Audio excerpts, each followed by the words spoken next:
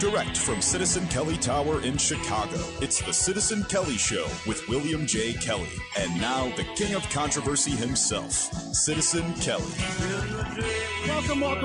Welcome to the Citizen Kelly Show. I am happy, thankful, full of love and enthusiasm. G-Law, we have what I believe is going to be an historic show. Historic for its ramifications for the city of Chicago, the city I was born and raised in, the greatest city in the history of the world. That's how I was raised to believe it. And but sadly, we have fallen on hard times, right? Rahm occupied Chicago, the Rahm menace that will not go away, despite the fact that I've never once met a single person, okay, who says that they're happy that Rahm is the mayor of the city of Chicago. Not once. Right. So how in the Chicago Board of Election fraud could it possibly be that Rahm Emanuel keeps getting reelected? Yeah. Not to mention the fact that when he first ran, I challenged his petitions on the basis of residency. Yeah. And not only did they rule that he had residency, despite the fact that he had legally forfeited his residency, right? But I ended up getting kicked off of WIND, my radio station at the time, for my effort, right? Yeah. So I'm just going to say this. Turnabout is fair play. I believe it was Judy Bartopinka who once told me that. Turnabout is fair play, Kelly. And so the fact of the matter is this. We have, I believe, something they call poetic justice, right? Yeah, justice for sure. Justice, real justice, real honor, real integrity. That's what we're going to bring back to the city of Chicago for the people of Chicago, okay? That's right. And we have a guest today, and he has been called by his enemies a gadfly. Can you believe that? Yeah, I believe it. Oh, boy. Oh, the insiders, the elitists, the corrupt insiders, they endlessly beg him to just go away. Just go away, right? Mm-hmm. Isn't that what they say? Yeah, they do say that. You know what that tells me? He must be a great guy. Yeah. He must be a great guy. I would like to take this moment to welcome, for the first time, hopefully not the last, the former governor of the great state of Illinois, Pat Quinn. Well, I'm glad to be here, Bill. Thank you for inviting me. And is it Gila? Gila. Gila. I'm sorry. All right. I better get it right. My attorney. Okay. Well, I'm glad to be with both of you. And, yes. the whole concept of citizen democracy, which I believe in, and I think a lot of people do, that's really what our petition drive is all about. We're trying to put a binding referendum on the Chicago ballot. That would be on November 6th of this year. And the referendum would put a term limit on the mayor of Chicago, 2-term limit. We have that for the president. And every other big city in America has term limits on the mayor. It was good enough for George Washington. Amen.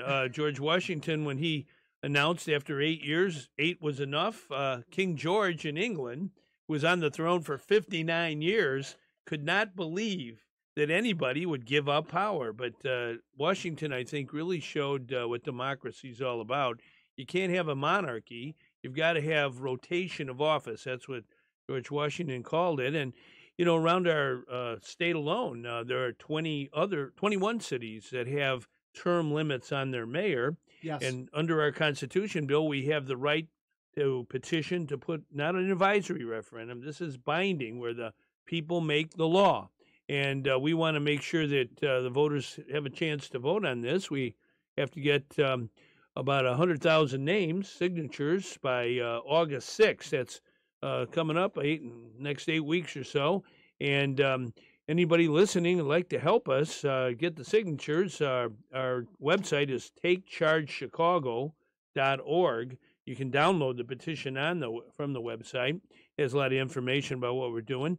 Or if you want to call us, we're at 773 area code, and the number is 999-2016, 999-2016. And this is all volunteer. It's all kind of bubbling up. The mayor of Chicago now would not be eligible to run next year. So let me get this straight. You're saying that if we succeed, if we get this referendum on the ballot, it withstands the challenge of the machine, right? Exactly right. You know, this happened over in Broadview, a suburb of Chicago, a couple of years ago.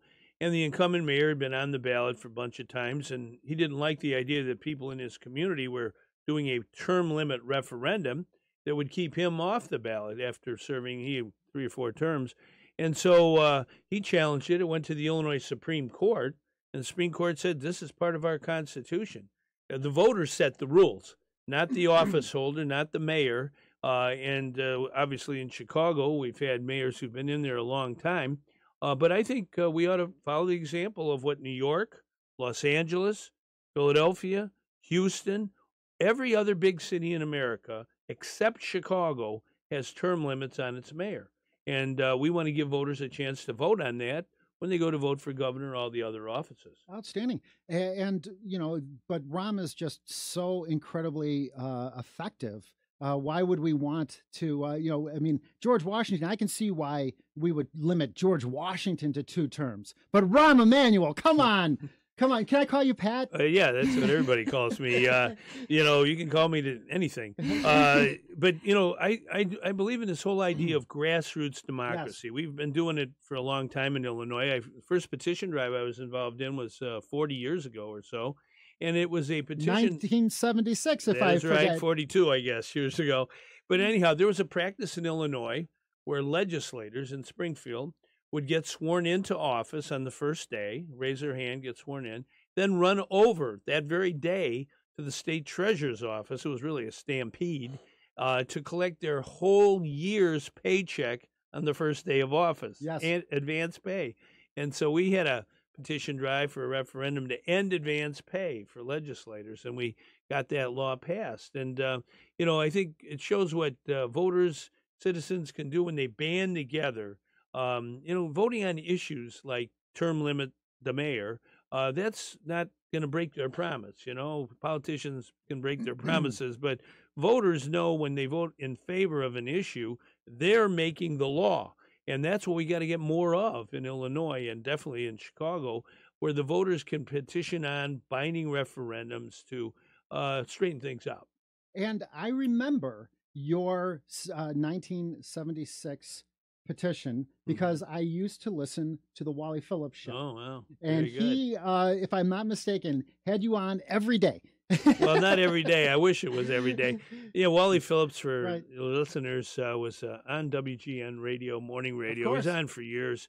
He was really an ombudsman. Yes. That word in Sweden, by the way, means the people's person. Yes. So you could call him up, and if there was a cause or something, he would always help out. So somehow we found out about our first petition drive against advance pay for politicians. Yes, indeed. He called and gave our phone number out, like I'm giving our number out, 773 area code 999-2016. If you call that number, we can send you petitions, or if you want to download it off the internet, our website is takechargechicago.org. Absolutely. But way back then, we didn't have the internet, and so folks called up, and we got 635,158 signatures for that first petition drive. And the way the politicians are, they said, oh, no, you got to file all those petitions down in Springfield at the state capitol in one book. It's got to be all tied together in one book. There was like 28,000 pages or something. Because when it comes to democracy, what really matters is that the pages are numbered correctly. That's all that matters. Well, we did that, but that's why we fought a revolution. Have you ever tried to bind together 28,000 pages? So I literally called up Wally Phillips and WGN. I said, we really have an engineering problem here, a physics problem. How do we deal with this? So within moments, a couple minutes, somebody called in. He was an engineer. He said, well, you're going to bind them up 1,000 pages at a time, punch holes in them, and then tie them all together with airplane cable. And then it's one book. And it was 30 feet long, the book. And so we had to build a canoe 30 feet long. And it was bicentennial year, so we painted it red, white, and blue. And we're down there in Springfield. We're sitting with a legend. You know that, Sheila, right? Populist folk hero, Pat Quinn, I believe at WCGO. Well, it's a good station, and keep listening, everybody. But, it was interesting. The powers that be thought, well, we'll try and do everything they can to trip them up. Of course. But we had this canoe, and we literally wheeled it down. It had, rollers on it, and we went down Capitol Street in Springfield, brought it up to the Capitol. First time ever there was a binding a chance for a binding referendum in Illinois, and we got to do that in Chicago. You know, Bill, Yes. in the 181 year history of Chicago, I was born in Chicago. I live in the West Side now. They've never had a binding referendum that the voters petitioned on. Never. Is that right? And so we're trying to make history here, listeners. And, Yes. you know, it's not going to be done by the big shots or by Mayor Emanuel and all his, you know, minions, but rather it's going to be done by people who want a different setup. So this is you know. truly an opportunity for real people to make history. Exactly. You're offering Yeah. somebody. Well, you're offering our fellow citizens, our listeners, you know, the real people of Chicago, something that very rarely that I think people are longing for: the opportunity to participate. To, as you famously say, everybody in, Yeah. nobody out. Amen. You're offering them this unique opportunity. Let me ask you this: should we maybe have some type of a petition party, some type of petition gathering event? Well, here's what we do, and we've done this for really over 40 years. You know, we get the petitions out to folks. Everybody has a little different style. I was at St. Juliana's church yesterday. They had a mass for the first responders who have given their lives, and those who are every day in police and fire and emergency service saving lives, you know.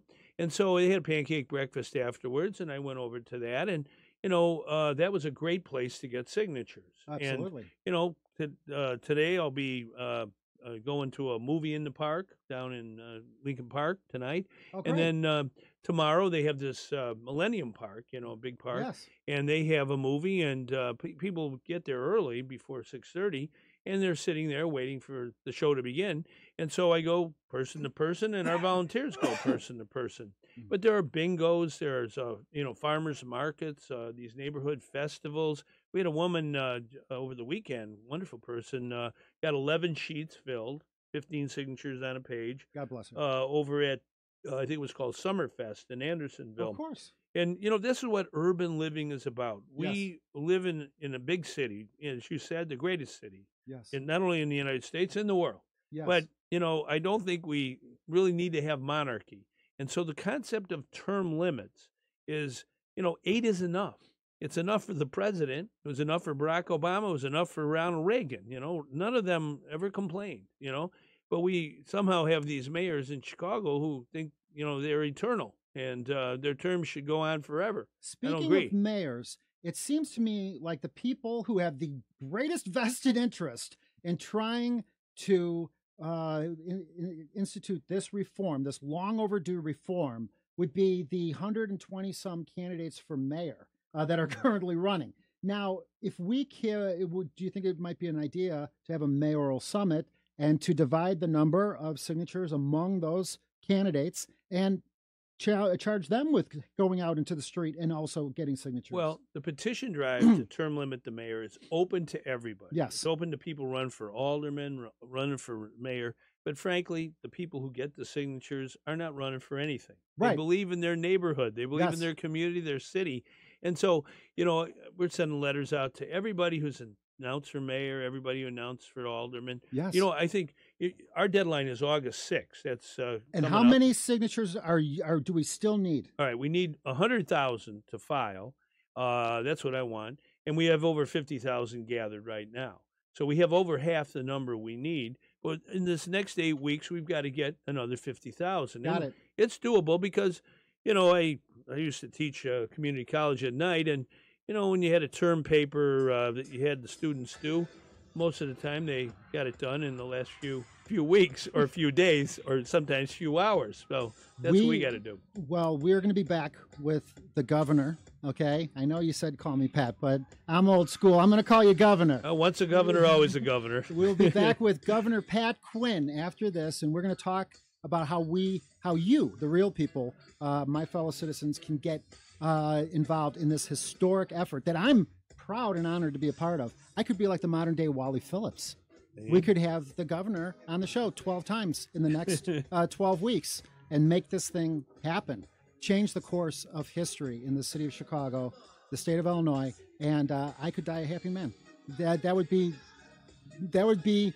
be success, in my opinion. And we'll be back with more after this.